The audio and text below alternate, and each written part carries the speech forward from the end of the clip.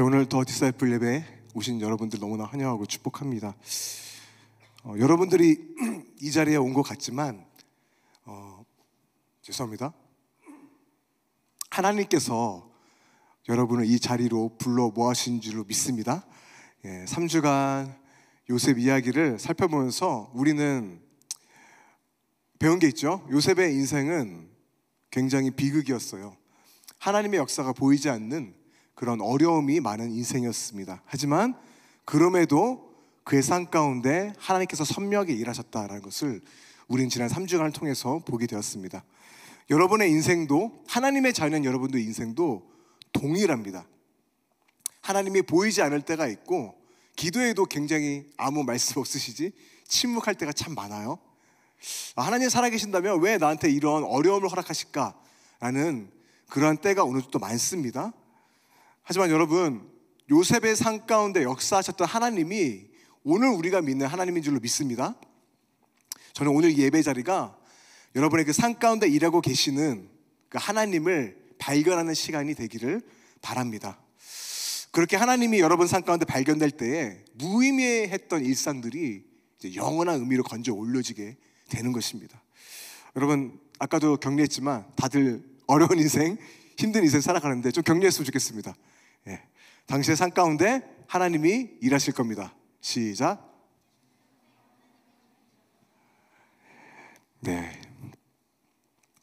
더 디사이플 공동체가 세워진 지 3년이 됐는데 하나님이 많은 사람들을 이 공동체에 보내주셨어요.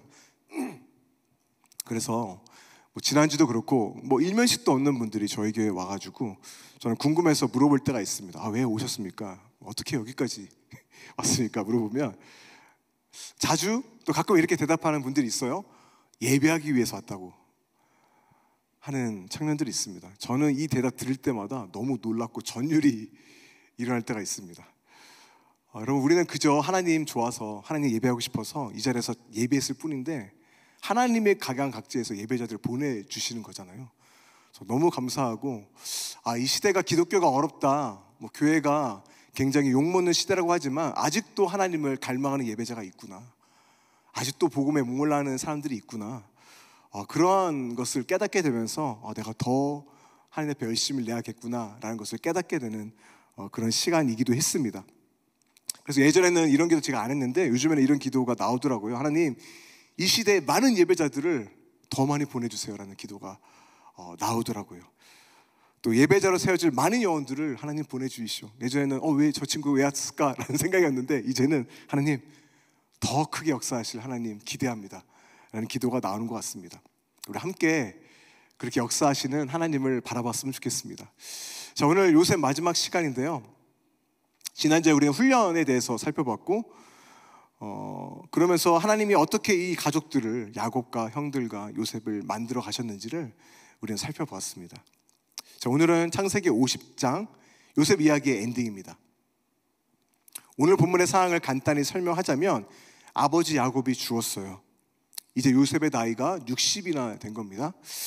여러분, 버릇없던 그 꼬맹이 요셉이 이제 60이나 된 노인이 된 거죠.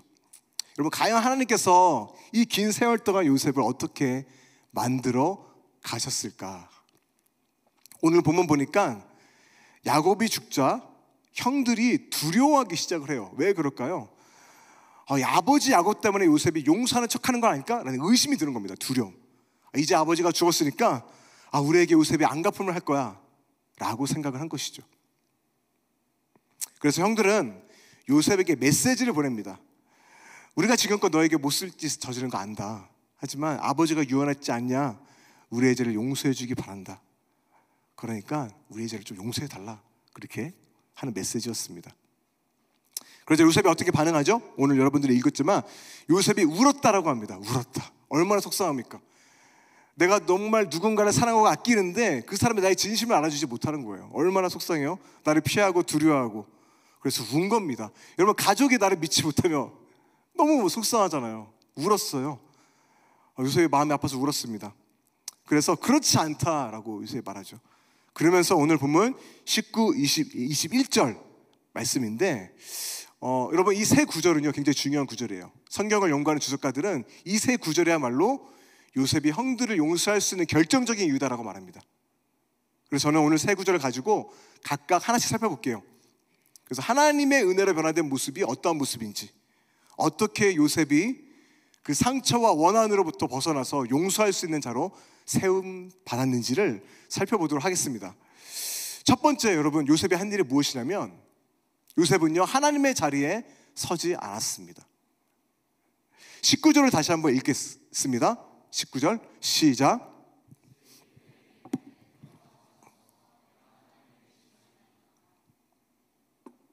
여러분, 사실 그래요. 우리의 모든 인생의 문제는 어디부터 시작이 되냐면 우리가 하나님의 자리에 서기 때문에, 서려고 하기 때문에 생기는 문제라고 말할 수 있어요. 여러분, 이게 무슨 말이냐면 창세기 3장 보게 되면 아담과 하와가 죄악을 저지르죠. 근데 여러분, 이들에게는 성경이 정말 얇았습니다. 그렇죠? 단 하나의 명령이 주어졌습니다. 창세기 2장 16절 17절 우리말 성경으로 읽어보면 여호와 하나님께서 아담에게 명령해 말씀하셨습니다. 너는 이 동산에 있는 각종 나무의 열매를 마음대로 먹을 수 있다. 그러나 선과 악을 알게 하는 나무의 열매는 먹지 마라. 그것을 먹는 날에는 너가 반드시 죽을 것이다. 너희가 원하는 거 모든 거 해도 좋아. 근데 한 가지만 지켜줘. 선악을 알게 하는 이 나무만은 먹지 마. 말씀하셨죠. 다 한 가지입니다. 근데 뱀이 유혹하죠. 근데 어떻게 유혹을 하는지 우리 한번 볼까요? 3장 5절을 함께 읽겠습니다. 시작. 너희가 그것을 먹는 날에는 너희 눈이 밝아져 하나님과 같이 되어 선악을 알 줄 아십니다. 자, 여러분, 뱀이 어떻게 얘기했죠? 하나님과 같이 될 것이다. 이게 무슨 말이냐면 열매를 먹는 순간 내가 신같이 된다는 말일까요? 아닙니다. 이 말이 뭐냐면 하나님의 말씀, 그 명령 거부해. 그리고 너희가 스스로 선과 악을 결정해. 너희 삶을 스스로 개척해.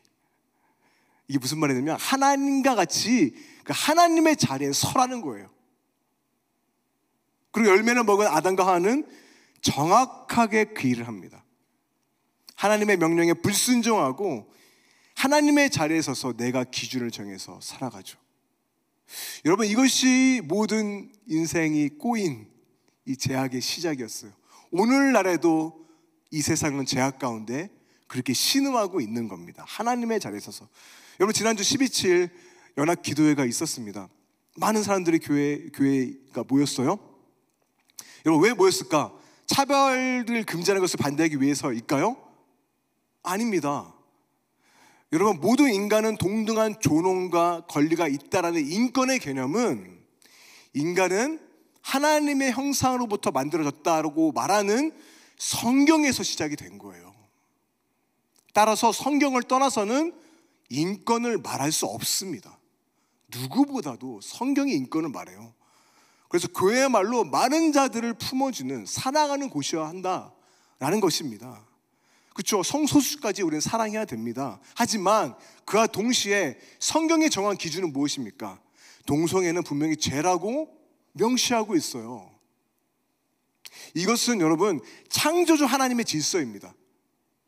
우주가 그렇게 지어진 거예요. 그분의 기준이에요.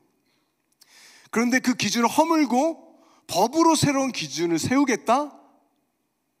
선악과를 따먹겠다는 거죠. 내가 선악을 결정하겠다. 하나님의 자리에 서서 내 기준대로 살아가겠다. 그렇게 주장하는 겁니다. 그래서 여러분, 우리가 말하는 겁니다. 아니다, 인간이 어떻게 하나님의 자리에 대신에 설 수 있냐. 요셉이 말한 것처럼 우리가 거기에 설 수 없다. 창조의 질서가 무너진 순간 끔찍할 것이다. 교회가 그것을 반대하는 거잖아요. 오늘날 성경을 바라보는 관점도 마찬가지인 것 같아요.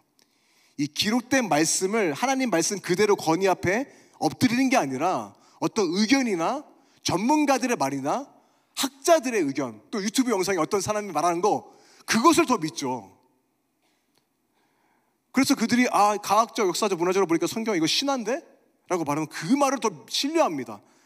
여러분, 이것은 그들을 하나님의 자리에 두는 겁니다. 뱀이 하라고 한 일을 정확하게 한 거죠. 그래서 여러분 기억하세요. 만약 여러분이 말씀을 인정하지 않고 내가 스스로 내 편한 대로 옳고 그름을 정할 때 하나님의 말씀보다 시대의 메시지에 내가 더 따를 때 여러분은 하나님의 자리에 서게 된 것이다라는 거죠. 여러분, 하나님의 자리에 서려는 또 하나의 모습이 있습니다. 그게 뭐냐면 하나님께서만 채워주셔야 하는 자리에 내가 서는 겁니다. 열왕기하 5장 보게 되니까 나병에 걸린 나아만 장군이 나오죠. 자, 이스라엘 왕에 가면 그 나병에 고침받을 수 있다는 굉장히 희망적인 소식을 듣습니다. 그래서 나아만 장군은 수많은 금과 은을 마차에 가득 싣고 이스라엘 왕에게 찾아갑니다. 그리고 내 병을 고쳐달라고 말하죠. 그러자 이스라엘 왕이 어떻게 반응하냐면 자신의 옷을 찢습니다. 왜 찢을까? 자, 5장 7절 함께 있습니다. 시작. 이스라엘 왕이 그 글을 읽고 자기 옷을 찢으며 이르되 내가 사람을 죽이고 살리는, 그렇죠, 하나님만이 당신의 모든 필요를 채우시는 분인데 내가 어떻게 하나님을 대신할 수 있느냐? 하나님만이 하실 수 있는 그 일을 나에게 하지 말라라고 말한 겁니다. 여러분, 우리의 근본적인 필요와 그 깊은 만족은요, 오직 하나님으로부터 채워질 수 있음을 믿습니다. 여러분, 아무리 시대가 발전하고 과학이 발전해도 인간 내면의 깊은 갈망과 이 문제는요, 이 불안과 공허감은요, 그 어떤 것으로도 채울 수가 없습니다. 우리가 노력해서 해결할 수 없어요. 전문가들의 말에 의해서 채워질 수 없어요. 따라서 여러분, 우리는 옷을 찢으며 말해야 되는 겁니다. 하나님만이 하실 일을 우리가 대신할 수 없습니다. 하나님의 자리에 내가 서지 않겠습니다. 여러분, 제가 처음에 결혼했을 때 신혼 때 몇 분 지금 신혼에 계신 분 있을 텐데 개정 그 열정이 넘칠 때 아닙니까? 그래서 저는 아내가 힘들면 내가 다 해결해 주려고 했습니다. 사랑하는 아내가 힘든데 내가 다 해야지. 내가 다 해결해야 돼. 그런데 그렇게 할수록 어떻게 되는지 아십니까? 무기력과 철저한 절망만을 느낄 뿐입니다. 아무리 애써도 내가 해결해 줄 수가 없는 거예요. 깊은 필요를 아무리 사랑해도, 진심으로 사랑해도 인간이 채울 수 없다라는 겁니다. 그래서 이 문제를 어떻게 해결해야 되냐면 이거예요. 나에게는 능력이 없다는 것을 인정하는 거죠. 하나님께 맡기는 겁니다. 내가 그 일을 대신할 수 없어. 옷을 찢고, 그렇죠? 옷을 찢고 하나님이 일하시도록 그 공간으로 내어드는 거예요. 그런 겸손함이 우리 필요합니다.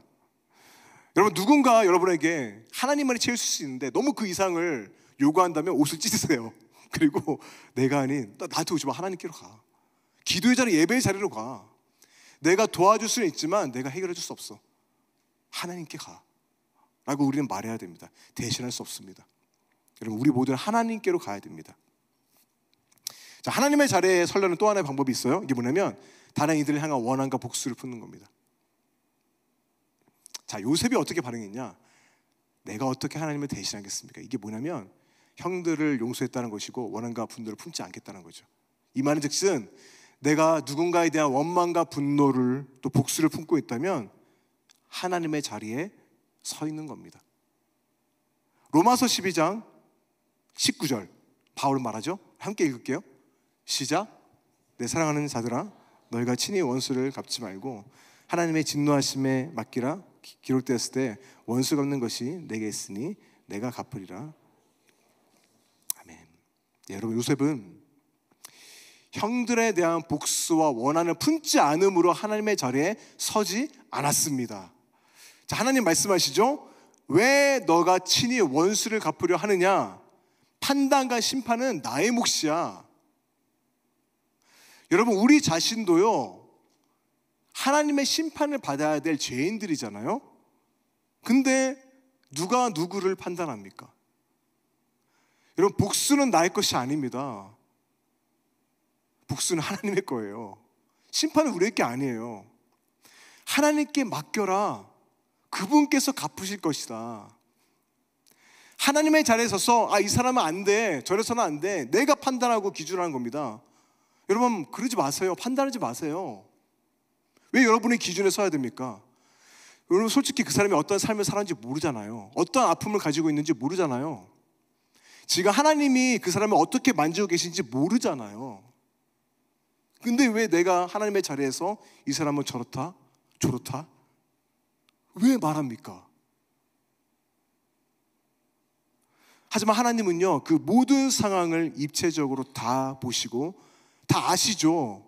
그래서 하나님만이 심판하실 권리가 있다라는 겁니다. 그 누구도 함부로 할 수 없어요.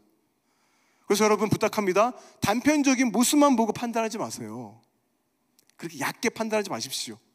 그리고 분노와 원한을 품지 마십시오. 함부로 그 사람에 대해서 말하고 판단하고 심판자가 되지 마십시오. 여러분 이게 왜 중요하냐면, 여러분 누군가 미워하면 어떻죠? 미워해 봤잖아요. 어때요? 좋아요? 힘들잖아요. 내가 더 어두워집니다. 결국 내가 힘들어요. 내 마음이 굳어지고 냉랭해져요. 매사에 부정적이게 됩니다. 분노를 품고 있으면, 여러분 암덩어리 품고 있으면 어떻죠? 내 그 몸이 치명적이잖아요. 마찬가지입니다. 분노와 원한은 암덩어리 같은 거라서 계속 품고 있으면 내 영혼에 치명적인 결과를 가져오게 됩니다. 여러분 하나님 말씀하시죠. 원수 갚은 것은 내게 있어. 내가 갚겠다. 그래서 여러분 그 자리에서 내려오세요. 판단의 자리에서, 기준의 자리에서 내려오시기를 바랍니다. 역설적인 게 뭐냐면, 여러분 사탄같이 되기 가장 빠른 방법이 무엇인지 압니까? 가장 빠른 방법은 하나님같이 되려는 겁니다. 그리고 하나님같이 되는 가장 빠른 방법은 무엇입니까?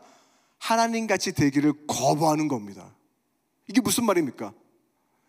여러분이 하나님의 자리에 서는 것을 거부하고 기준이 되는 것을 거부하고 사람들에 대한 원한과 판단을 멈출 때, 여러분은 하나님과 같이 지혜롭고 행복하고 그렇게 살아가는 사람이 되는 가장 빠른 방법이다라는 것입니다. 요셉의 이 고백을 여러분 기억하세요. 내가 하나님의 자리에 어찌 서겠냐. 여러분 우리는 인간은요, 인간의 자리에 있을 때 가장 행복해요. 그 자리에서 내려오시기 바랍니다. 두 번째입니다.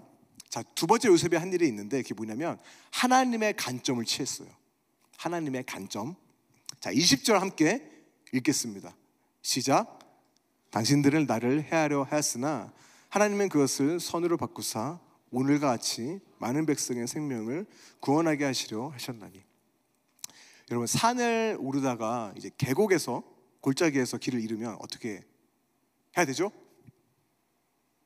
계곡에서 아무리 길을 찾으려 해도 전혀 도움이 되지 않습니다. 어떻게 해야 되냐면 되도록 높은 곳에 올라가서 시야를 확보해야지, 아 내가 잘못 왔구나, 내가 지금 어디에 있고 어디로 가야 되는지를 알게 됩니다. 높은 곳으로 올라가야 돼요. 마찬가지입니다. 여러분은 여러분의 인생의 문제를 바라볼 때에 어떻게 바라보고 계십니까? 계곡 아래서 인간의 관점으로 여러분 문제를 바라보시나요? 아니면 높은 곳에 올라가 하나님의 관점으로 그 문제를 바라보고 계시나요? 하나님의 관점을 취해 문제를 바라보는 요셉의 고백을 잘 보세요. 이런 고백이죠. 형들이 악을 저질렀지만 하나님은 그것을 선으로 바꾸셨다.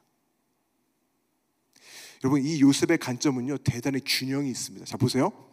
인생의 어려움을 부정하지 않습니다. 직시하죠. 하지만 하나님의 선하심을 동시에 고백해요. 여러분 우리는 보통 낙관주의를 믿음이 좋은 것으로 생각을 하는 것 같아요.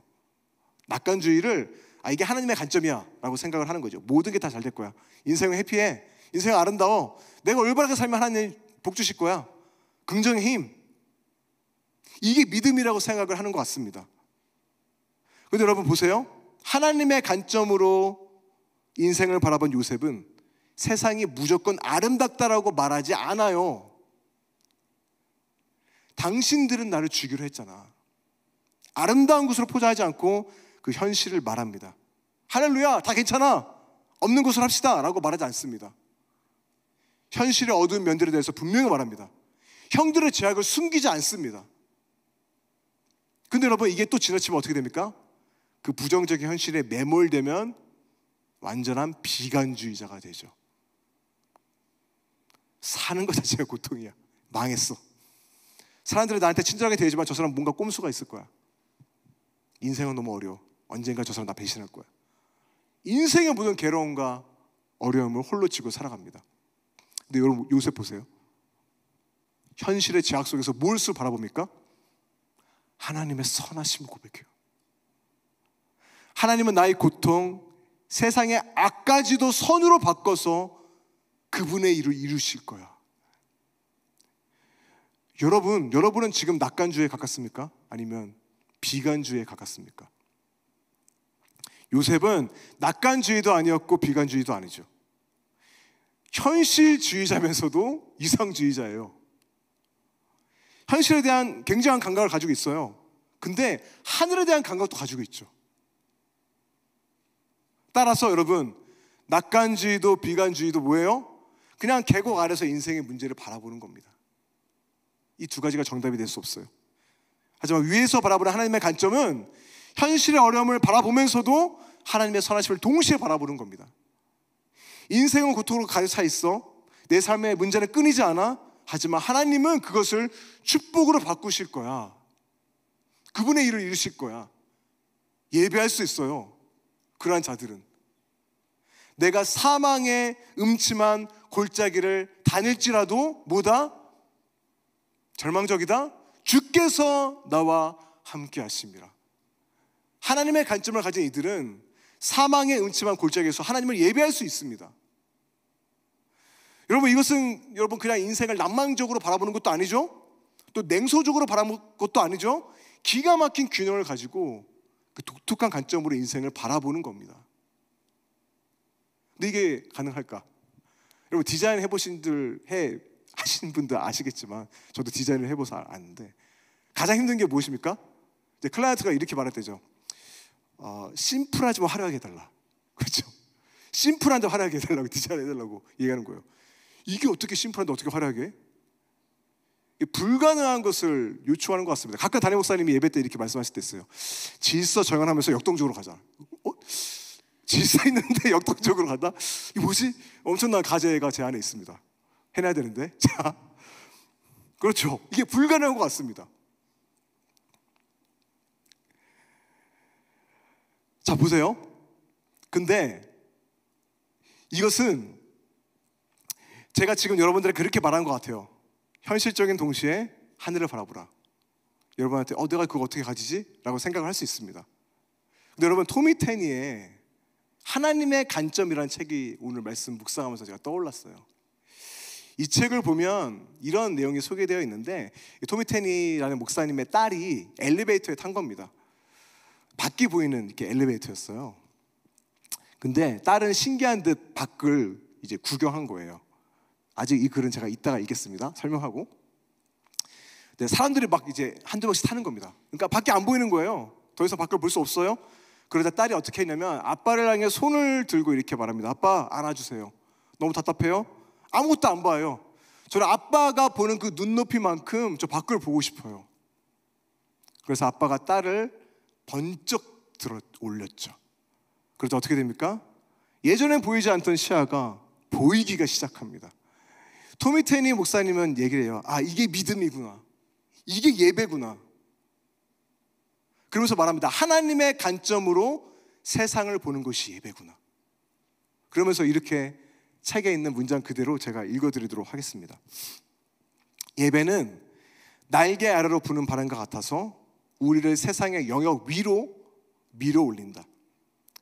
사실 당신이 그분 안에 있다면 당신은 언제든지 높으신 주님 앞에 가서 그분과 함께 앉아 저 아래 작은 문제들을 내려다볼 수 있는 예배의 자리를 갖고 있는 것이다.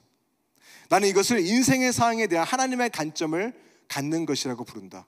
당신이 예배 가운데 사로잡히면 뭐다? 당신의 관점은 변한다. 이게 예배 능력이죠.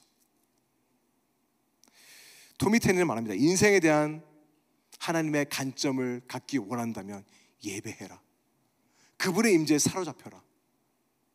그러면서 우리에게 도전합니다. 당신은 골짜기에서 올려다볼 것인가? 창공에서 하나님의 임재 가운데 하나님의 관점으로 여러분의 인생을 바라볼 것인가? 여러분, 바라기는 오늘 이 예배를 통해서 성령께서 우리의 눈을 열어주셔서 하나님의 관점으로 바뀌어지는 역사가 있기를 바랍니다. 여러분, 예배의 자리를 떠나면 내 삶의 문제가 커 보일 수밖에 없죠. 골짜기 아래서 보이는 건 그것밖에 없기 때문에. 내 관점의 고도가 계속 내려가기 때문에 문제가 너무 커 보이는 거예요. 희망이 보이지 않죠. 소망 안 보여요. 하지만 예배할 때 우리의 관점의 고도는 올라가죠. 하나님의 관점으로 보게 됩니다. 여러분 비행기 타보시면 알죠. 창공을 높이 날고 있는 비행기로 아래로 바라보면 그렇게 커 있던 그 건물들이 작아 보여요. 인생의 문제도 마찬가지입니다. 예배를 통해서 이런 하나님의 관점을 갖게 되면 어떤 인생의 문제도 더 이상 크게 보이지 않습니다. 사망의 음침한 골짜기에서도 하나님이 나와 함께 하시다 고백할 수 있는 것이죠. 여러분 인생의 골짜기 가운데 지금 묶여 있다면 예배하세요. 손을 들고 예배하십시오. 그분을 예배할 때에 하나님이 여러분을 번쩍 들어 올리셔서 그분의 관점으로 여러분의 인생을 해석하도록 하실 것입니다. 감사한 것은 제가 요즘 보니까 청년들이 예배의 자리를 점점 채워주고 있어요. 그러니까 2시 예배뿐만 아니라 2부, 3부 대예배 때도 청년들이 보이기 시작하고요. 수예배 때도 예전엔 전혀 없었거든요. 보이기 시작해요. 심지어 금철은 물론이고 심지어 새벽 예배 때도 왜 그렇지? 옵니다. 그 잠 많은 청년들이. 네, 감사해요. 더 많은 청년들이 예배를 사모했으면 좋겠습니다. 하나님 예배하세요, 여러분. 여러분 그렇게 할 때에 우리 안에 더욱더 놀라운 일이 일어날 줄로 믿습니다. 여러분 한 번의 예배로 만족하지 마시고 계속해서 예배하십시오. 여러분 요셉이 애굽의 총리를 지내면서 예배했다는 기록은 사실 없어요. 하지만 이러한 감각을 가지고 있었다는 것은 그는 그 이방의 총리의 자리에서 끊임없이 예배했음을 우리는 짐작할 수 있습니다. 그는 아마 예배하는 인생을 살았을 것입니다. 자, 그 결과 마지막입니다. 요셉은 어떻게 했냐? 형들을 진정으로 품고 화해하고 사랑으로 안아주는 일을 하죠. 자, 창세기 50장 21절 말씀 함께 읽겠습니다. 시작. 당신들은 두려워하지 마소서. 내가 당신들과 당신들의 자녀를 기르리이다 하고 그들을 간곡한 말로 위로하였더라. 아멘. 여러분 요셉은 한때 얼마나 원수 같았습니까? 근데 형들은 어떻게 해요? 용서하고 사랑을 품습니다. 이게 어떻게 가능할까? 여러분 생각해 볼 수 있어요. 자, 우선은 이겁니다. 하나님의 자리에 대신에 서지 않았고 하나님의 관점으로 자신의 인생을 바라봤어요. 근데 이것만으로 부족해요. 요셉에게는 핵심적인 게 한 가지 더 있었습니다. 그게 뭐냐면 도저히 나라는 인간은 답이 없는 인간인데 하나님이 나를 끝까지 신실하게 사랑하시고 인도하셨다는 것을 그는 인생을 통해서 너무나 잘 알고 있었습니다. 여러분 기억하시죠? 요셉이 어떤 사람이었죠? 정말로 답 없는 버릇없는 꼬맹이였죠. 정말 답 없는 인생. 근데 요셉에게 보면 그 답 없는 인생을, 그 버릇없는 꼬맹이를 하나님께서 붙드세요. 계속 인도하세요. 그래서 여러분 누구보다도 요셉은 알았을 겁니다. 진짜 내 인생은 정말 형편없는데 하나님이 나에게 말로 수 없는 가분한 은혜를 부어주셨구나. 내가 뭐라고 요셉의 총리로 세웠을까? 나 같은 놈이. 내가 뭐라고 이 깨졌던 나의 가족을, 아무것도 아닌 내가 이 가족을 회복하는 일을 맡기셨을까? 가장 보잘것없는 내가 이 가족을 회복하는 도구로 하나님이 사용하셨을까? 내가 뭐라고 그 많은 사람들의 생명을 구원하게 하셨을까? 요셉은 그 압도된 은혜 앞에 엎드릴 줄 알았던 사람인 것입니다. 그래서 여러분 요셉은요 하나님의 은혜와 사랑이 아니면 그의 인생은 설명이 되지 않는 겁니다. 여러분 이렇게 내 인생이 은혜입니다라고 고백할 수 있는 사람은요 겸손해질 수밖에 없어요. 내 성과 있는 게 아니잖아요. 그저 예배할 수밖에 없죠. 그리고 나에게 아무리 해코지를 하더라도 그 사람을 사랑할 수 있습니다. 왜냐하면 내가 그 사랑을 경험했잖아요. 나라는 사람도 정말 별론데 하나님이 나를 이렇게 사랑하셨는데 내 형제 있는 자들을 품어줄 수 있는 겁니다. 여러분 오늘 우리는 어떠할까요? 여러분 우리는 요셉보다 더 놀란 하나님의 사랑을 알고 있습니다. 그것이 무엇입니까? 바로 독생자 예수 그리스도의 사랑이 우리 안에 나타났잖아요. 여러분, 예수님은 누구보다도 하나님의 아들로서 높은 곳에 있을 분이에요. 하나님의 자리에 있는 분, 자격이 있는 분이셨습니다. 그분은 하지만 그 자리에 있지 않아 하시고 죄인들이 서야 될 가장 낮은 곳으로 오셨습니다. 그 자리가 어디예요? 그냥 땅도 아닙니다. 사형의 현장, 죄인이 죽는 바로 십자가였습니다. 하나님께서는 죄로 인해 원수된 우리를 사랑하시기 위해 자신의 사랑하는 그 아들을 심판의 자리에 세우신 겁니다. 태초부터 삼위일체 안에서 놀라운 교제를 나누신 그 하늘의 자리에 있던 그분이 가장 보잘것없는 그 십자가의 자리에 내려오신 겁니다. 따라서 여러분, 우리는 그것을 통해서 하나님의 놀라운 사랑을 경험한 자들입니다. 내가 있어야 될 자리를 그분이 대신 서셨죠. 그래서 여러분, 우리는 이렇게 고백할 수 있어요. 얼마든지요. 수많은 사람들이 예수님을 헤아렸지만 하나님이 그것을 선으로 바꾸셨구나. 나를 구원하셨구나. 더 나아가 나뿐만 아니라 내 옆에 있는 형제 자매들도 사랑하시고 구원하셨구나. 이 복음을 안다면 감히 누구를 판단하고 감히 내가 어떻게 심판자로 서겠습니까? 품어줄 수 있습니다. 사랑할 수 있습니다. 불가능한 게 아니에요. 여러분, 그 은혜의 자리에 서시기를 바랍니다. 예수 안에서 친구된 여러분, 그럼에도 불구하고 혹시 요셉의 형들처럼 두려워하는 여러분도 있으시다면 좀 생각해 봤으면 좋겠습니다. 여전히 하나님의 용서가 받아들이지 않는 거죠. 여전히 두려워요.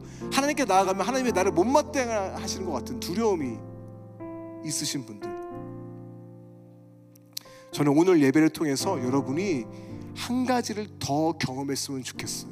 그게 뭐냐면, 토미 테네 목사님의 이야기를 묵상하면서 한 가지를 발견했는데, 그게 뭐냐면, 여러분, 우리가 예배할 때에 하나님께서 우리를 높은 곳으로 들어 올리실 때 어떻게 들어오십니까?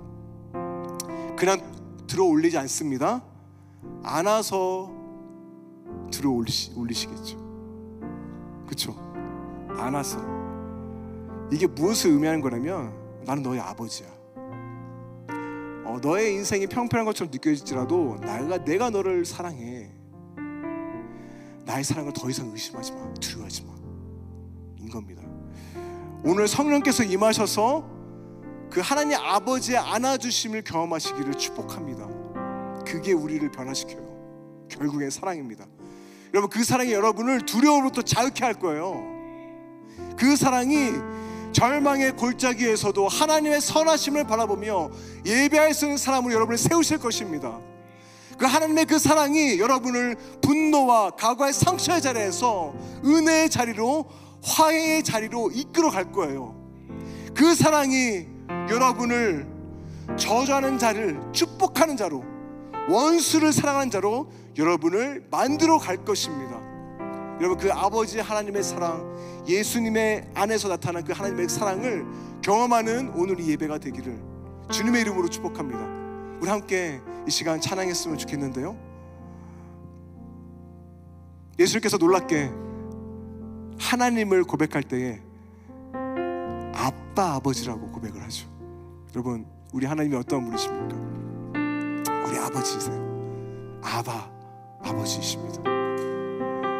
오늘도 여러분을 붙드시고 안아주시고, 너의 인생 그 골짜기에 있지 말고 나와 함께 나의 관점으로 너의 인생을 바라봐라. 내 계획이 여기에 있다 라고 보기를 원하시는 분이 우리 아버지 하나님이십니다.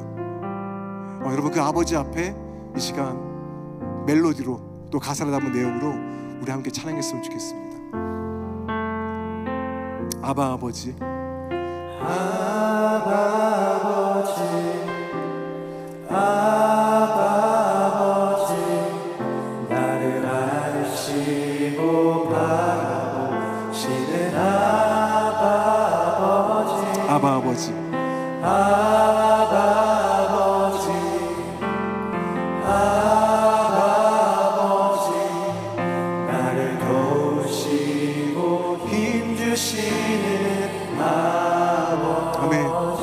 다시 한번 고백할까요?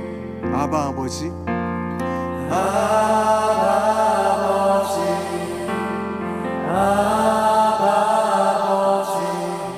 나를 아시고 바라보시는 아바 아버지,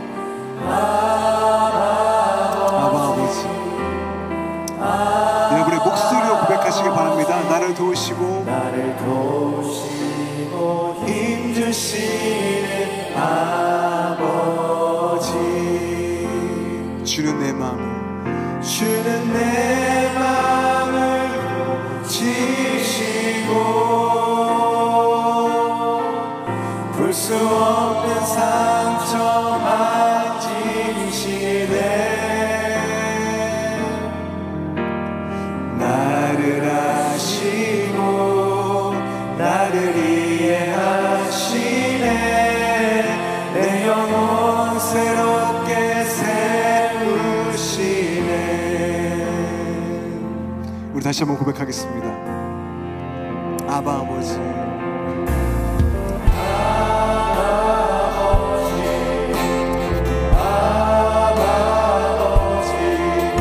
나를 아시고 바라보시는 아버지,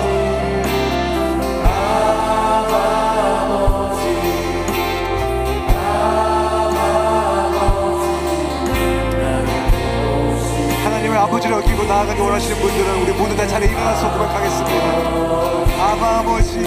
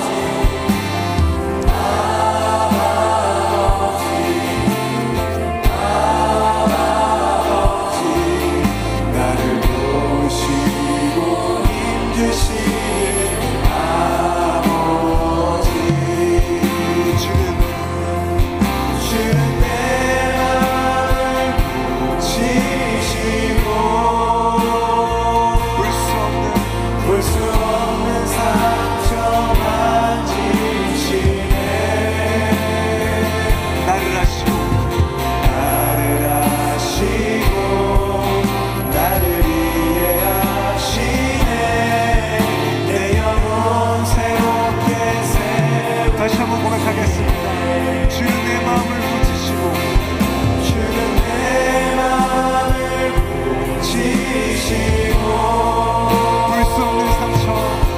볼 수 없는 상처 만지시네. 나를 아시고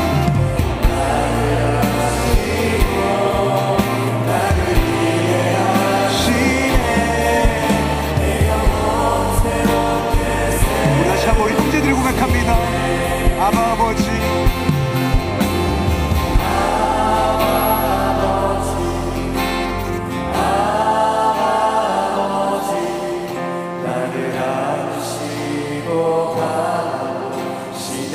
우리 자매들이 고백합니다. 아바 아버지,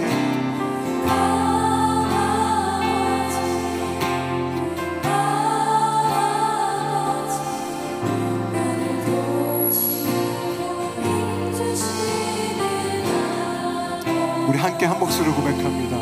주는 내 마음을 고치시고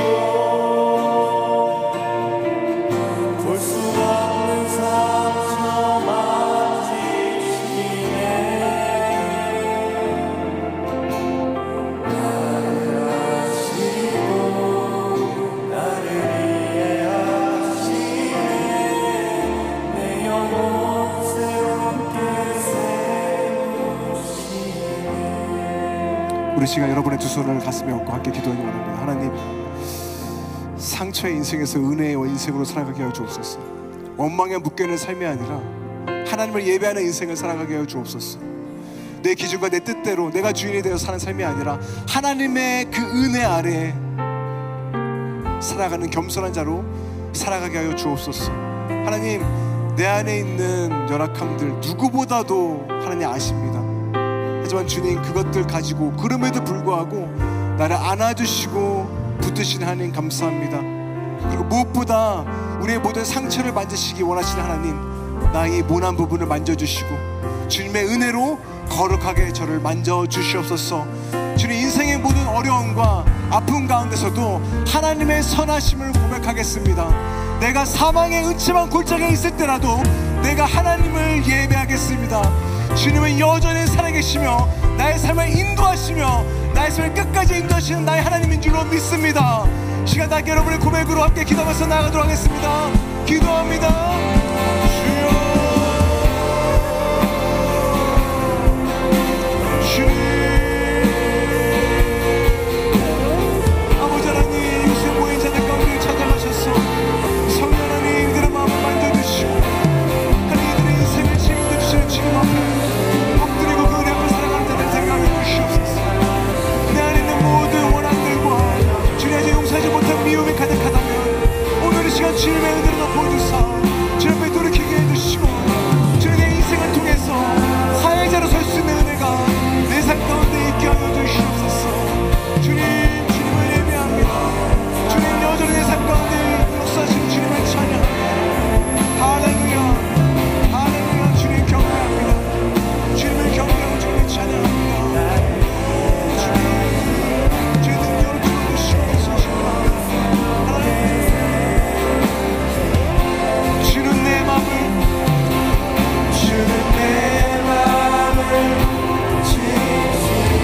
볼 수 없는 상처 만지시는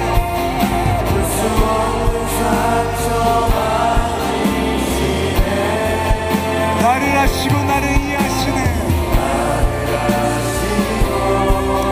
나를 이해하시네. 내 영혼을 새롭게 세우시는 그 주님을 찬양합니다. 우리에게도 주님을 예배하며 나아갑니다. 우리 모두 예배하는 자들여, 우리 모두 예배하는 자들, 온전히 영과 진리로 주를 예배하자. 주가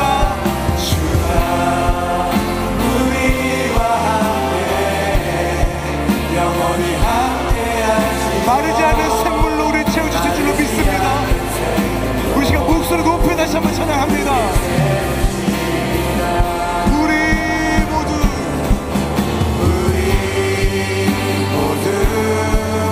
예배하는 자들,